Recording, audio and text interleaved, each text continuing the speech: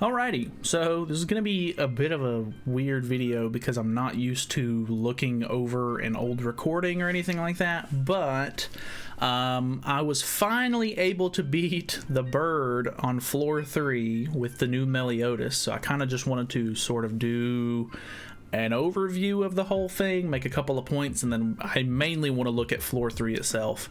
Unfortunately, this shirt is not agreeing with the green screen a little bit, which is unfortunate, so mind that, I guess. But yeah, so we're going to be looking at it today. I don't have any volume on this because I was talking to friends on the Discord and stuff like that, and I don't have a way for me to separate my game audio from that or anything like that, so it's literally just no sound, but hopefully there will be background music and stuff like that for the video itself. But yeah, this is the team that I used. Obviously nothing super, fancy or anything like that. I feel like this is normally the one that everybody kind of uses, insert new unit here kind of thing, because I'm pretty sure this was the same team that people were using to beat floor 3 whenever King came out, and I'm pretty sure before Meliodas and King came out, they were using someone else, maybe. I can't remember exactly who people were using at the time, but yeah, the team does really good. Not really a whole lot else to say about it. I mean, the team just synergizes really well. I tried several times whenever King came out to beat the team, or to beat the third floor boss, but I would either get bad RNG or just like have a really hard time, and King himself using AoE moves really wasn't ideal for me. He just never really ended up dealing enough damage, so it just wasn't really how I wanted it to play. Plus, King's shield makes it to where Matrona basically patiences everything or takes very, very little damage, which is actually bad because, you won't be able to get healing out of her passive. So yeah, I much prefer this over King for sure. But the only things that were kind of an issue is going into the fourth phase of floor 1. Because you kind of do need to have some really good skills and everything like that. If you don't already know, phase 4 of the bird on floor 1, you basically need to have either something that can hit really, really hard so that way you can get through all of the crazy resistance that he has, or you need to use power strike skills, which Brunhild is going to be using. So I didn't go into it with as many power strike cards as I was hoping I would, but I mean, Melee is pretty ridiculous as is, as long as you can get a couple of buffs in and everything. So you can see even with the level 2 we hit damage cap there. Obviously Matrona doesn't do anything, even with the detonate card, which then again, that's a level 1 detonate. The level 3 card does not quite hit damage cap, which was definitely concerning because I only have one more of those, and I was like, ooh, I don't know if the level 1s are even going to connect here. So the level 1 does 11k, and it's just because it crit.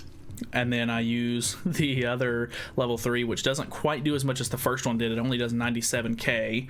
I got 91 damage off on the level 2 detonate, and luckily I was able to get a decent little bit of RNG here, so I just double upgraded into the last power strike card that I got, and then use that to pretty much beat the phase because it does a ton of damage.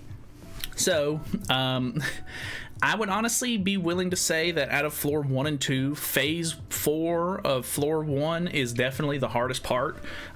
Floor 1 and 2 really aren't that difficult for me anymore. I've done them so many times, I pretty much know the mechanics at this point. And I mean, the only thing that can even really hinder my move, like my momentum, I guess, on floor 2 is just the fact that if you go into phase 2 and you don't have the if you don't have the taunt, you literally insta lose. Like you don't have any chance at all. So luckily I was able to get all the way through this. Surprisingly, I do want to show off here, Melee's ultimate actually does some pretty insane damage. I'm pretty sure I ended up killing here without using the ult, so we'll just kind of showcase a little bit of the damage right here.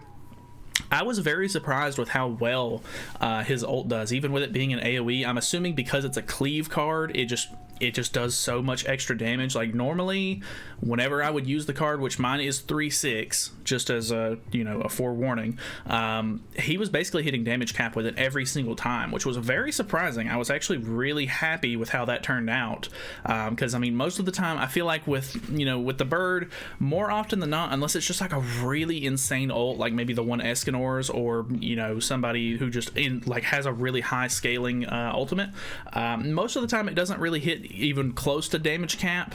Like specifically if I use Matrona's ultimate, or, you know, Gothar's ultimate, which Matrona's is 1/6, it's not really a damage dealing ult. Like it doesn't really, that's not the whole goal of the ult, I guess. You're using it to more or less like rank down cards or whatever, I would say.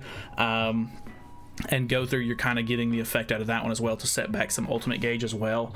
So I mean, they're not really meant to do like crazy insane damage, but they never really do that great. So it's just it was a nice surprise. And even with Brunhild's ult, which my Brunhild is 3/6, or I think she's 4/6 maybe, I can't remember exactly, she's either 3/6 or 4/6, but yeah, using her ult, I normally don't hit damage cap on it either. I normally hit kind of close to it, but not quite. So his ult doing like massive work was actually a huge surprise.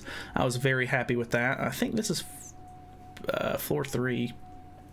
I think it was, because I ended up wiping once on floor 3, unfortunately, because I got to the end here and I can't remember exactly what happened. I think oh yeah, I just didn't have any cards that could get rid of the evasion, because unfortunately on floor 3, phase 3, he, every single turn he's going to disable a different type of skill. So the first thing he disables is stance cards, and then he disables debuff cards, and then he disables buff cards, and then he disables I think it's just attack cards at that point, and then he disables ultimates, which, you know, if you if you go long enough for him to disable everything, like it's a miracle that you're still alive at that point. But yeah, you want to beat phase 3 as fast as possible, because he just deals not only does he deal a pretty good amount of damage, but just if you don't, you know, kill him fast enough, he's going to lock a bunch of your cards up, and then you'll just keep drawing dead cards, and then it's just a huge issue. So unfortunately I didn't have a card from Matrona here, and I didn't have Melly's ult, so I was not able to purge off the debuff, which was a bit unfortunate. I definitely should have tried to prepare for that a little bit more, because going into this phase right here, maybe yeah, I mean, if you get to this phase and he's gonna use the buff card, it puts on, not only does it buff his like basic stats, I'm pretty sure, but it gives him the evasion. I guess I just figured I would maybe draw into a Matrona card, or I just wasn't paying enough attention to it. But I definitely should have focused trying to get Melly's ult as fast as possible, like using, like I could have merged these two and then used one of them or something along those lines, so that way I drew his ultimate, so that way it removed the buffs from the bird, because obviously me not being able to deal damage to him, and that basically means that he's going to get a whole nother phase, or like a whole nother turn in, which means he disables another type of my cards, which ended up just ruining the run in general. So it just went a little bit poorly there, so that kind of sucked, but it was what it was. I can't really do anything about that. But yeah, we ended up wiping on that one. I think I just quit out of it actually. But going into the actual just floor 3 itself, I'm going to try to explain this as best as I can, because I have done it several times at this point, but you know, it's this phase, or this floor, is just very tough in general because of all of the passives that you do, or like that he gains through the first 2 floors. They just start to stack up a lot, and he'll end up doing a lot of damage, or he just takes a lot less damage, which I think ends up being the biggest problem, because on floor 1, if you don't know, floor 1 of phase 3, he basically puts blockade on your enemies, or on your allies, so that way you cannot use level 2 or 3 skills, which is a big issue because level 1 skills just really don't do a whole lot of damage to him, like you can see. Let me fast forward a little bit so I can actually get to my turn here. Here we go. I'm using 3 amplify cards. I do 69k, which isn't bad, and they're all going to stack up a little bit more damage each time because of Meli's passive. But even then, you can see I'm really not dealing a whole lot of damage on phase 2 or on phase 1. So that's kind of an issue.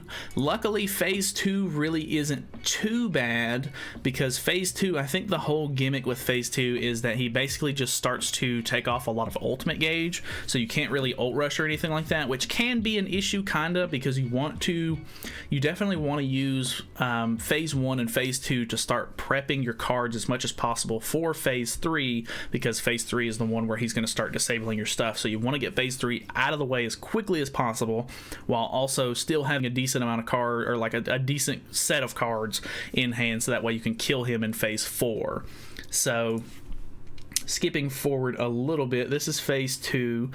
He did get the passive here where he starts to put up reflect at the beginning of each of his phases, which is a little bit annoying. I'm pretty sure I got lucky enough to always have some sort of buff disable, so a Matrona card at the beginning of each of the phases. So I think that was just lucky on my part, because I'm pretty sure he reflects like 25% of his damage back, which is pretty hefty, especially if you're hitting really hard.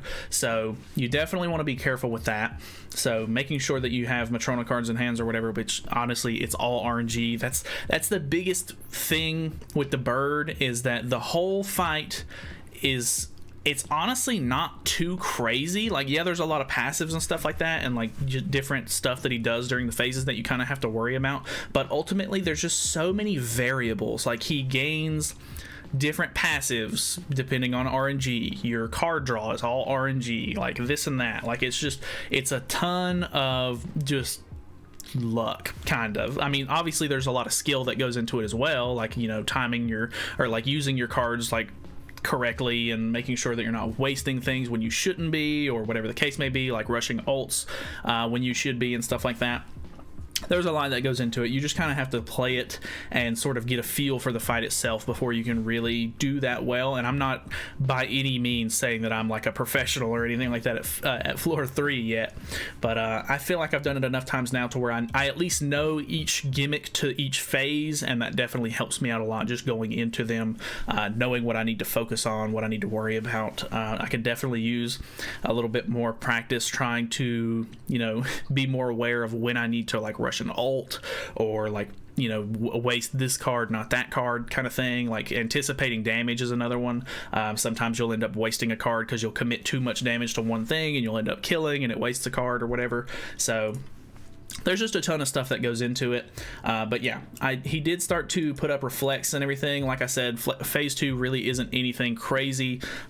He basically just tries to take off as much ultimate gauge from you as possible, which normally isn't too big of a deal. I do kind of want to try and get as much ultimate gauge on Brunhild as possible, so that way I can stay healthy, I guess. I want to keep as much health on, because if you don't know, Brunhild's ultimate heals for a percentage of the damage dealt.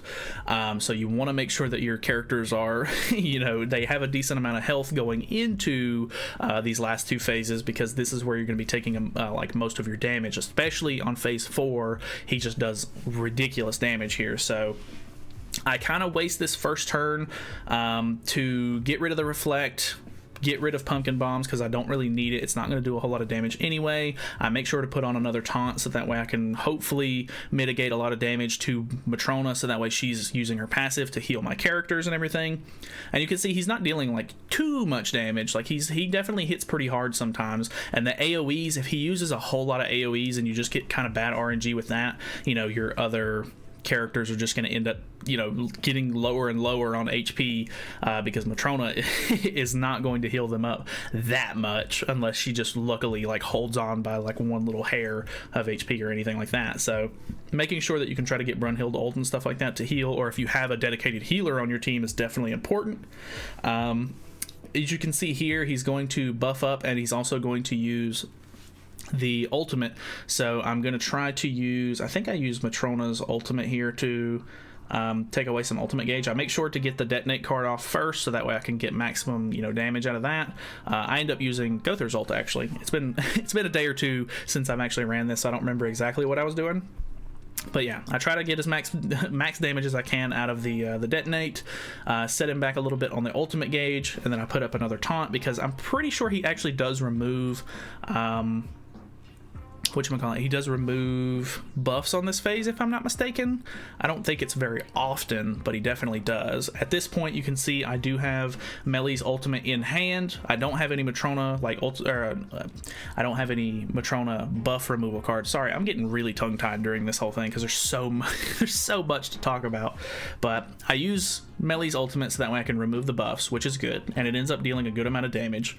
And then he's got a pretty good amount of ultimate gauge, so I go ahead and use the detonate cards because honestly, detonate is a big thing if you're already a little bit of a ways into a phase.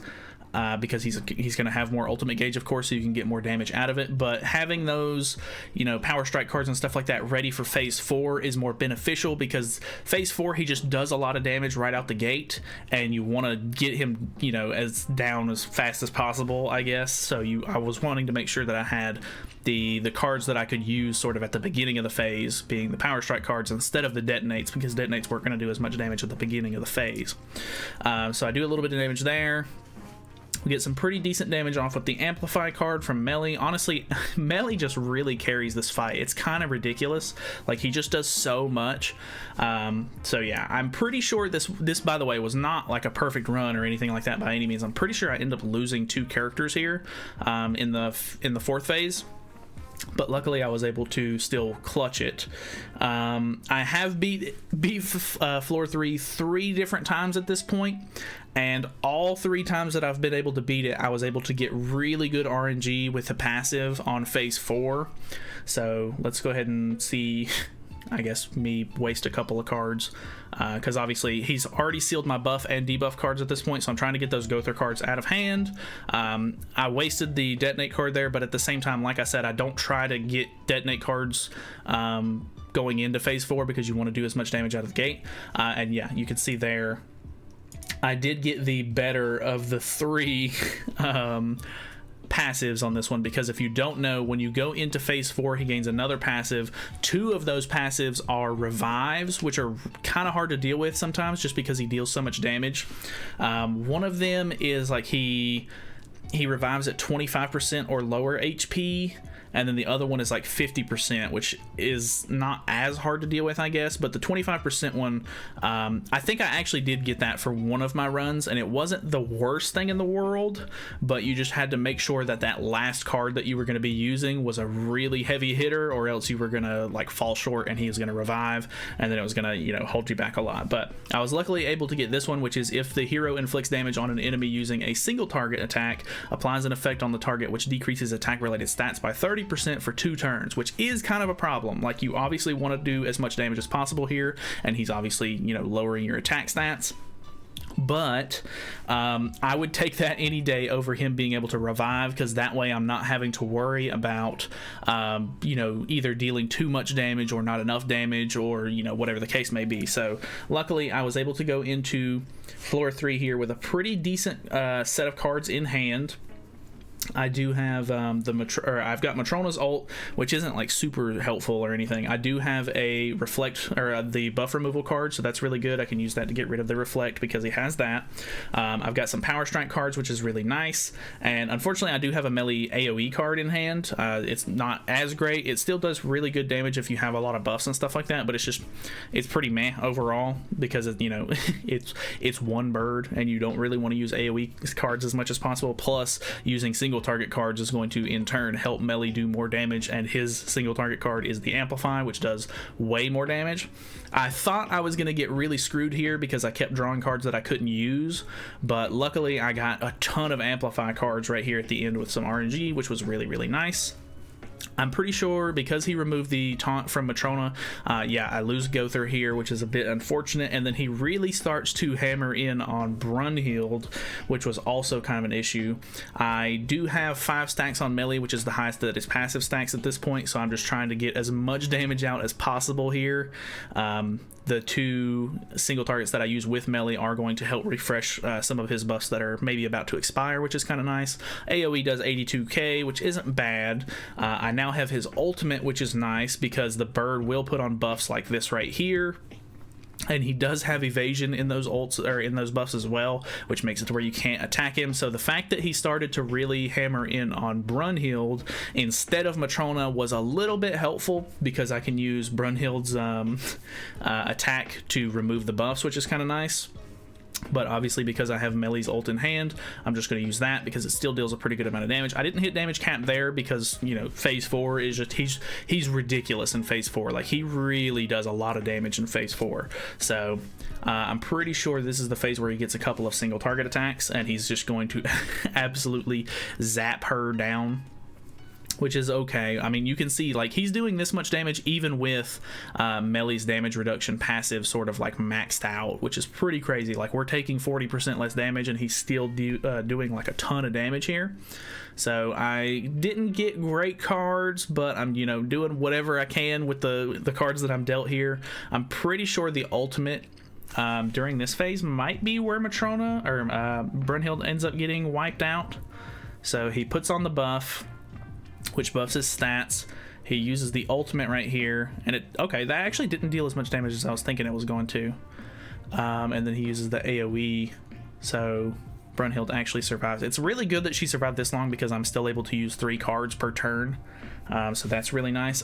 Obviously, I'm just kind of throwing out every damage dealing card that I can get my hands on because he's so close to dead. This, I mean, the other runs that I did are a lot better than this one, but I wanted to show this one specifically, 1, because I didn't record the other ones, and 2, I feel like this was an actual, like, it's just a realistic run. I mean, this is what it was like while I was doing it, so I wanted to, you know, show you a realistic effort. It's not just me picking the best run that I had.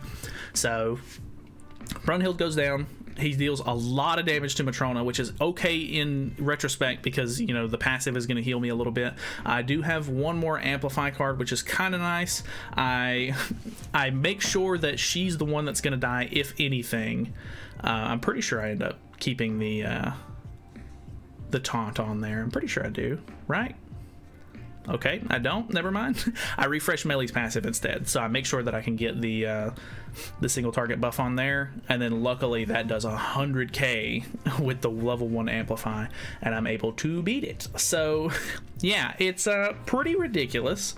The fight itself is really hard. I'm not trying to, you know, make it seem like it's any easier than it actually is, because it's still really difficult. I was able to beat it that time for the week, and I tried it one more time just to sort of get more familiar with the fight, and then I was able to beat it pretty much the first try going into this current week, which was really good. But honestly, I think that was just me getting kind of lucky with I didn't get the revive passive as well this week either. I think if I got the revive passive, it probably would have been a little bit more hard, or like a little bit more of an issue, I guess. So I would say don't feel bad if you really want to and you get to phase 4 and he ends up getting the revive, and you're like going into it and you're not, you know, pulling a whole bunch of decent cards. I mean, don't feel bad if you need to reset, especially with the fact that nowadays you can actually reset the same floor on the bird and it's not an issue. So yeah, definitely still not an easy fight at all. It's still really difficult. I don't care what all the whale YouTubers say. Certain teams can do it obviously easier than others. This is obviously one of the most popular teams to do it with, and there's definitely a reason why. But yeah, it's still just a super hard game mode in general. You're not going to be able to take just any old random unit in here and just, you know, win with him unless you just have a ton of, you know, strategy, and, you know, there's a lot of synergy with your team and everything. So there's a lot that goes into it. Obviously there are a bunch of people who beat it with random units. I have a friend that beats it with random units now and then, but it's because he has such a strong foundation with the characters, and he chooses wisely on the random characters because they have a nice passive that'll help synergize with the team or whatever the case may be. So it just it takes a lot of tries. It takes a lot of practice to sort of get your bearings with the whole thing. It's tough. It really is. And I mean, there's not really anything else that you can say about it. So I don't know. That's pretty much it. I don't have anything else to say. I know this was a bit weird, maybe not ideal to show off floor 3 or anything like that, but I just wanted to talk about it. If you guys have any decent teams or anything like that you want to share, so that way other people can maybe try those teams out or anything, because I don't really have anything specific that I would recommend besides this one at the moment. I know that there's a lot of people using Magilda with the new melee as well, and I think that's pretty interesting, but I'm not comfortable using Magilda enough yet to really give it a try. So maybe when I beat it next week, or if I have some extra time this week while I've already beaten floor 3, I'll try to mess around with her a little bit. But that's pretty much it. Thank you guys so much for watching. Hopefully you guys enjoyed the video. Feel free to subscribe if you have not already, and I'll see you guys in the next one.